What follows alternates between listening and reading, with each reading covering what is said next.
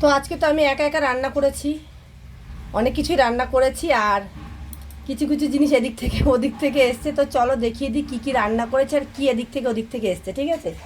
সবার প্রথমে এই যে গরম গরম ভাত করে নিয়েছি, অল্প করেই করেছি যেহেতু একা খাবো। তো এখানে গরম গরম ভাত হয়ে গেছে, একেবারে ছোট্ট হাঁড়ি। আর একটা জিনিস দেখো, এই দেখো হাঁড়ি পুরো কিন্তু একেবারে চকচক করছে, কাদা মাখানো ছিল দেখেছিলে? আমি কিন্তু একেবারে পরিষ্কার করে ধুয়ে নিয়েছি। আচ্ছা আর কি রান্না করেছি চলো দেখিয়ে দিচ্ছি।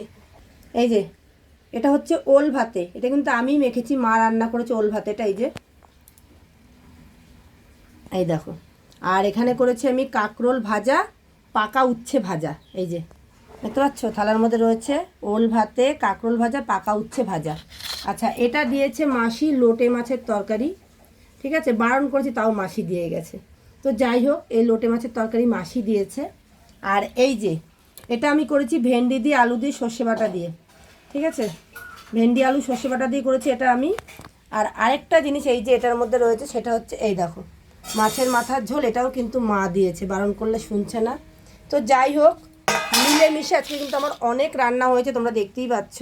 তো আজকের মেনুগুলো আমার কেমন হয়েছে অবশ্যই তোমরা কমেন্টে জানিও।